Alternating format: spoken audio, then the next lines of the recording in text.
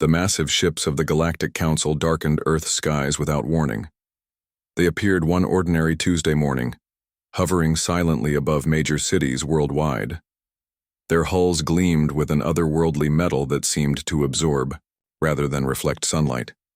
Earth's militaries scrambled jets, but the alien vessels simply ignored them, hanging in the air like impossible mountains. In New York, Ambassador Daeho Kim was enjoying his morning coffee when his secure phone rang. 10 minutes later, he was in a black SUV racing toward the United Nations building. "What do they want?" he asked his aide. "We don't know yet," she replied. "They're just waiting." By noon, the world's leaders had gathered virtually. President Sunmi Park addressed them from her bunker beneath Seoul. "We must present a united front," she said. Her normally calm face showed signs of stress. "Whatever they want, we face it together." At exactly 3 p.m. Global Standard Time, every electronic device on Earth received the same transmission. Television broadcasts, phone screens, computers, and even electronic billboards displayed the same message. A tall, thin figure with pale blue skin and 6 fingers on each hand. "People of Earth," it said in perfect English. "I am High Counselor Taeyeon of the Galactic Council. We represent 327 advanced civilizations across this spiral arm. Your planet has been under observation for centuries. You have reached the technological threshold for integration." The alien paused, allowing the information to sink in. Global panic had already begun, with people flooding into streets or hiding in their homes. Markets crashed within minutes.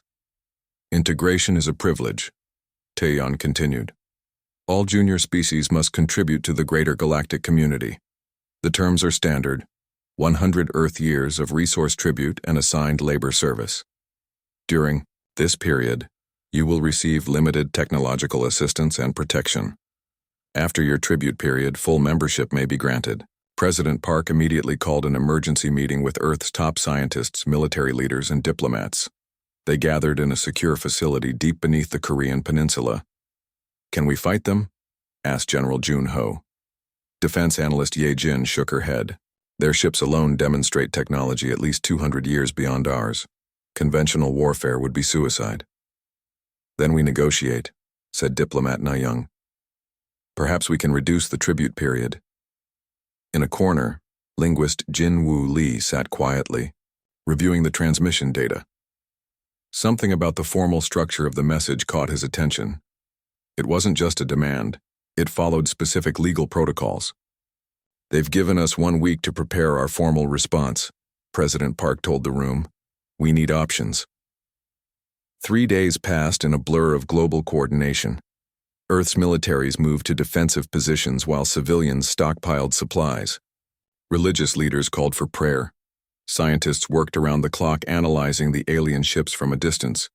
Jinwoo barely slept. He had requested all available data on the Council's communications and was beginning to see patterns. When a junior aide brought him coffee on the 4th morning, he nearly spilled it in excitement. "I need to see the president," he said. 2 hours later, Jinwoo stood before the emergency council, his hands shaking slightly as he brought up his findings on the main screen.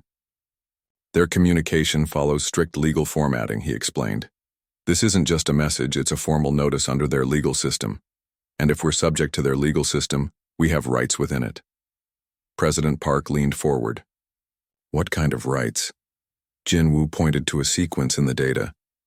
Hidden in their transmission is reference to something called the Worthiness Protocol, an ancient provision that hasn't been invoked in millennia. It offers an alternative to tribute. Hope flickered across the room. "What alternative?" asked Na Young. "Trials," Jinwoo said.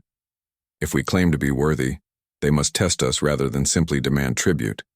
If we pass, we gain immediate full membership, and if we fail?"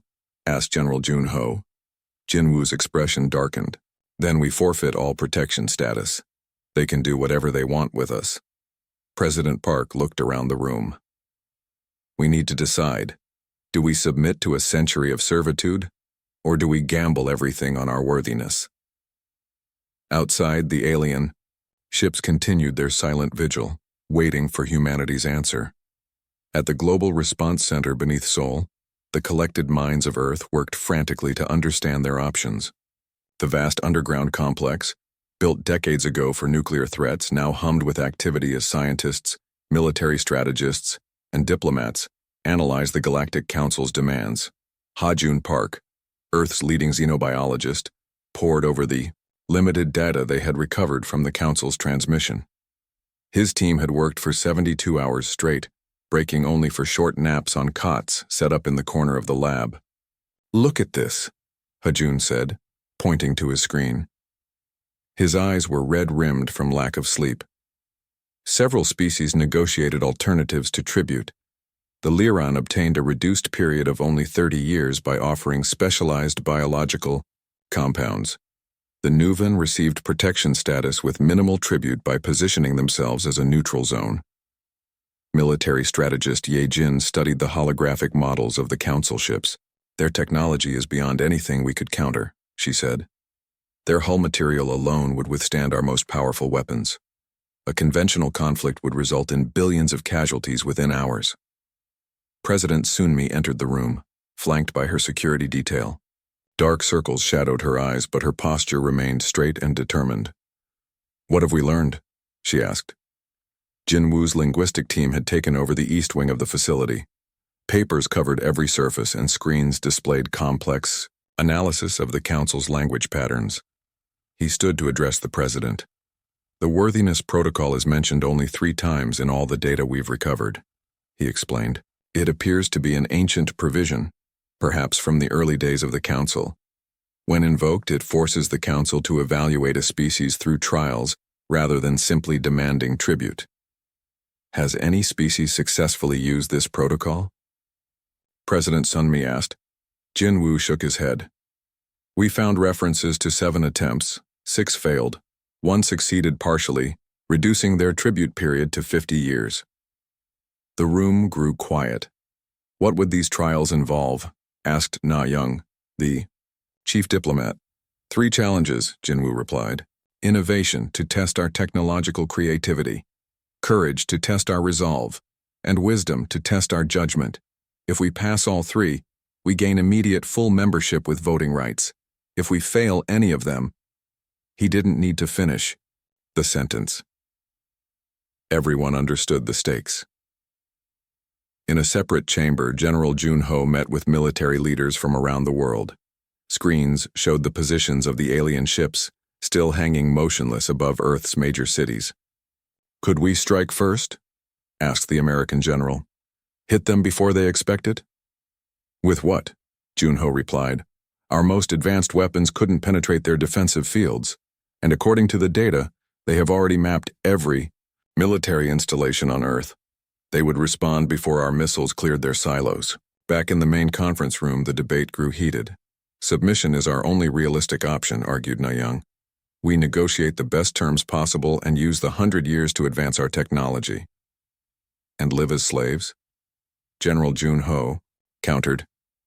"Working in their mines, watching our resources stripped away? What kind of world would we leave for our children?" Jin Woo cleared his throat. "There may be another reason to consider the worthiness protocol," he said quietly. All eyes turned to him. "In my analysis of Council communications, I noticed something unusual. They seem worried about us." "Worried?" President Sunmi asked. "Why would they worry about a species they could easily destroy?" Jin Woo brought up a series of transmission fragments. "Look at these energy patterns. There's a stress indicator in their communications when discussing human potential. They're following their standard protocols, yes, but there's urgency here that seems unnecessary, given their technological superiority." Ha-Jun nodded slowly. "It fits with something I found. The Council categorizes species on multiple factors. Humans score unusually high on adaptability and cognitive flexibility, higher than many full Council members." The room grew silent as the implications sank in. "You think they see us as a potential threat?" President Sunmi said. "Not now, but eventually. I think they see us as different," Jin Woo replied, "and difference makes them cautious." President Sunmi looked around the room. "We have 48 hours to decide. I want a full analysis of both options by morning. If we choose the worthiness protocol, we risk everything on our abilities. If we submit to tribute, we guarantee survival but lose our freedom." She stood straighter. "Either way, the future of humanity will be decided by what we do next." Outside, ordinary citizens looked up at the alien ships, unaware that their fate hung on a single word that would soon be spoken. The day had arrived. 1 week after the Galactic Council's ultimatum, humanity would deliver its response. The world held its collective breath as preparations were made for the formal ceremony at United Nations headquarters in New York. Minji had been chosen as Earth's spokesperson after intense deliberation. A respected diplomat known for her clear voice and unshakable composure, she now carried the weight of her entire species on her shoulders. She stood before a mirror in a small preparation room, practicing the single word that would determine humanity's fate. "Worthy," she whispered, careful to match the exact pronunciation Jinwoo had taught her. The alien word felt strange on her tongue, with sounds that didn't exist in human languages. President Sunmi entered the room. "Are you ready?" she asked. Minji nodded. "As ready as anyone could be." "The world is watching," Sunmi said. "Every television, every computer, every phone on Earth will broadcast this moment." She placed a hand on Minji's shoulder. "Whatever happens next, know that you speak for all of us." Outside, the massive Galactic Council ship hovered directly above the United Nations building, casting the area in shadow. Smaller vessels flanked it on all sides, their strange geometries defying human architectural understanding. At precisely noon, Minji walked onto the platform that had been constructed on the UN building's roof. A simple podium stood at its center.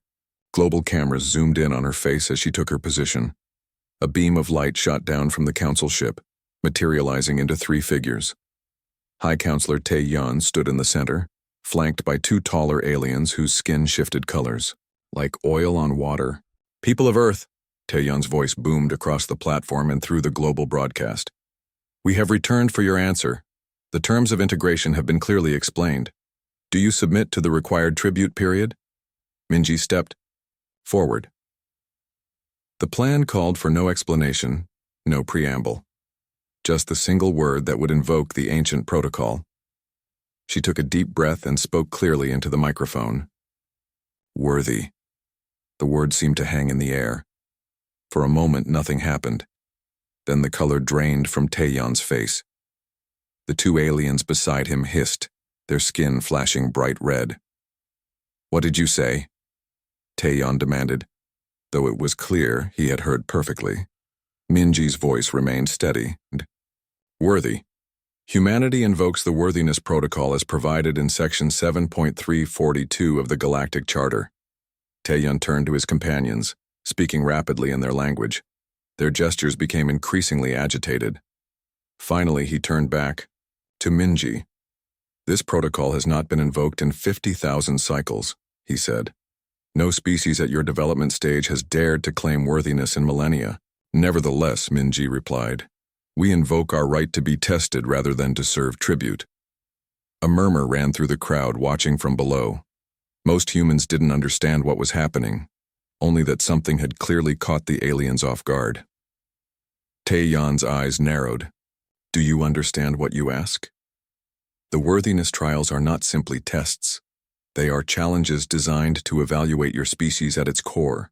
Many who have attempted them were destroyed in the process. "We understand," Minji said. "And you speak for all of Earth in this?" Behind her, President Sunmi stepped forward, followed by leaders from every major nation. "She does," they said in unison. Tae-yeon seemed to grow taller. "Very well. By invoking the worthiness protocol, you reject standard integration. Earth will face 3 trials: innovation, to test your creativity; courage, to test your resolve; and wisdom, to test your judgment." His voice hardened. "If you succeed in all 3, you will be granted full council membership with no tribute period. If you fail even 1 trial, you forfeit all protection status. Your planet and all its resources will be classified as unclaimed territory, available to any council species." A collective gasp went up from the crowd. "You have 3 days to prepare for the first trial," Taeyeon said. "I suggest you use them wisely." With that, the aliens vanished in columns of light, returning to their ship. As the broadcast ended, Jin Woo approached Minji. "You did it perfectly," he said. "Did we make the right choice?" she asked quietly. "We'll know soon enough," he replied, looking up at the alien ships. "But for the first time since they arrived, they seem uncertain. And uncertainty gives us a chance." Across the world, humans looked to the sky with new emotions. Not just fear now, but something that had been missing before. Hope. The first trial began at dawn. 3 days after Earth's response, the Galactic Council announced that humanity would face the innovation trial. According to Council law, Earth needed to solve what they called the unsolvable problem: creating stable artificial gravity without massive energy expenditure. Current Council technology required enormous power stations to generate artificial gravity in their ships and stations. Engineer Hyun-soo led the global team assembled in a hastily constructed research facility. Scientists from every nation worked side by side, political differences forgotten in the face of extinction. The Council had given them 1 month to solve a problem that had stumped advanced civilizations for millennia. "They've designed this to be impossible," Hyun-soo said, studying the technical parameters. "The energy requirements for standard gravitational fields are exponential." For 2 weeks they tried conventional approaches, all ending in failure. Sleep-deprived and desperate, Hyun-soo stared at his failed models when a young physicist from Ghana approached. "What if we don't create the field?" she suggested. "What if we bend existing space-time instead?" This sparked a new direction. Rather than generating artificial gravity, they designed a system that selectively enhanced natural gravitational forces already present. 3 days before the deadline, their prototype worked. A small disk that created Earth-normal gravity using only a fraction of the power of Council systems. When the Council representatives arrived to judge their work, even Taeyeon could not hide his surprise. "Impossible," he whispered, watching a demonstration. "You've approached the problem from an angle no species has considered." The Council reluctantly declared the first trial passed. Earth celebrated, but the joy was short-lived. The second trial, Courage, would begin immediately. For this challenge, a team would navigate the Labyrinth, a deadly maze aboard the Council mothership. The twisting corridors contained traps, hostile environments, and puzzles that had claimed thousands of lives from other species. Pilot Jiyeon volunteered to lead the team of 6. "I've trained for impossible situations my whole career," she told President Sunmi. "If anyone can get through this, we can." The team entered the labyrinth with minimal equipment. The rules allowed only what they could carry. Watching through monitors on Earth, humanity held its collective breath as Ji-eun's team encountered their first obstacle, a chamber filling rapidly with a liquid that dissolved their protective suits. Rather than retreat, Ji-eun noticed patterns in the liquid's flow. "It's avoiding thermal signatures," she shouted. The team pressed heating elements against the walls, creating safe paths through the deadly fluid.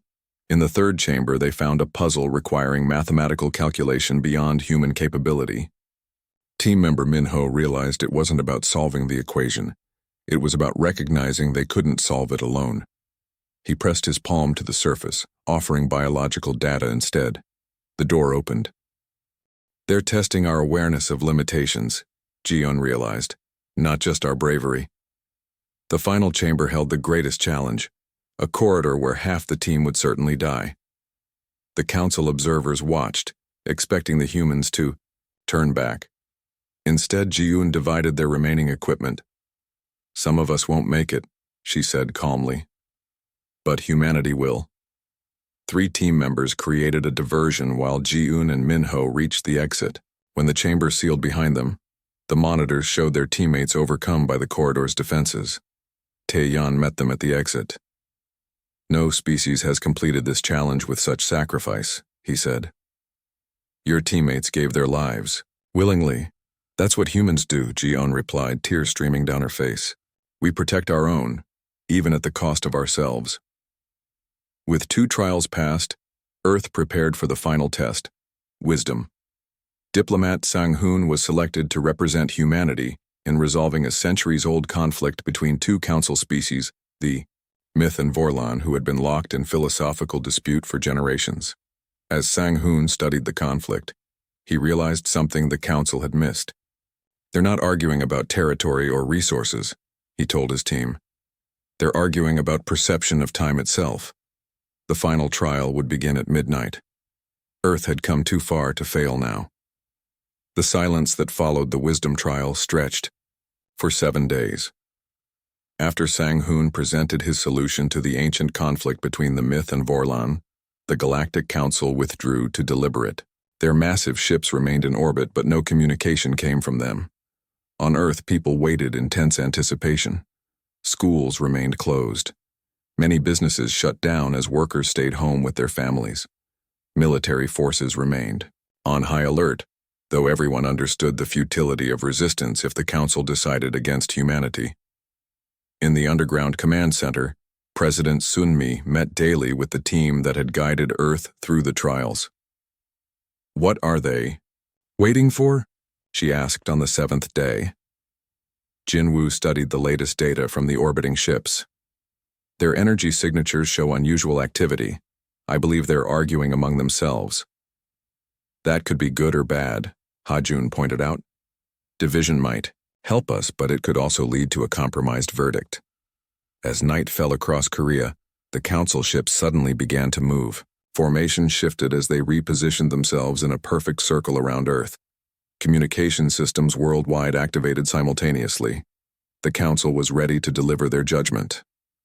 In the same United Nations plaza where Minji had spoken, the word that started everything, Earth's leaders gathered once more. This time the council sent not just 3 representatives but 12, leaders from various member species, each with different evolutionary origins. They materialized in a semicircle with Taeyeon at the center. "People of Earth," he began, his voice transmitted globally. "In 10 million cycles, no species has completed all trials on first attempt." A murmur ran through the crowd. "Your solution to the innovation trial revealed a perspective our engineers had not considered in millennia. Your approach to the courage trial demonstrated a willingness to sacrifice that is rare among developing species. And your resolution of the wisdom trial." He paused, seeming to choose his words carefully. "Your diplomat identified the fundamental misunderstanding that our most respected mediators had missed for centuries." Taeyeon stepped forward. "The council has deliberated extensively on your case. Some argued that, despite your success, your species remains too young, too unpredictable. Others suggested special observation status." He looked directly at President Sun-mi. "But the worthiness protocol is absolute. Success demands recognition. Therefore, by unanimous decision, humanity is granted immediate full council membership. No tribute period will be required." The crowd erupted in cheers. On screens across the planet, people embraced and wept. After a week of tension, the relief was overwhelming. "There are conditions," Taeyeon continued, and the celebration quieted. "Council membership requires adherence to interstellar law. Representatives from Earth will join the council within 1 planetary cycle, and you must be prepared for the responsibilities that come with your new status." As Taeyeon finished speaking, another council member stepped forward, a being with crystalline features that caught the sunlight. "We would be honored to establish immediate diplomatic relations with Earth," it said. "My species, the Kith, believes humanity will bring valuable perspective to the council." 3 other council representatives made similar offers. Even before the ceremony concluded, alliance proposals were being transmitted to Earth's governments. As Ambassador Dae-ho signed the formal membership treaty, he noticed ancient script etched into its base. "What does this say?" he asked Taeyeon. The High Counselor hesitated. "It is an old saying from the founders of the council. The worthy shall inherit the stars." Later, as the council ships prepared to depart, Jin-woo met with President Sun-mi. "There's something they're not telling us," he said. "In the final data burst, I found references to a species called the progenitors, the ones who created the worthiness protocol. They disappeared millennia ago. What about them? Sunmi asked. The physical description matches ancient human fossils, Jinwoo said quietly. I think we might be their descendants, evolved over millions of years. The council didn't just recognize our worth, they may have recognized their founders. As the first council ships departed, leaving only diplomatic vessels in orbit, humanity looked to the stars with new understanding. They had not just earned their place, they had reclaimed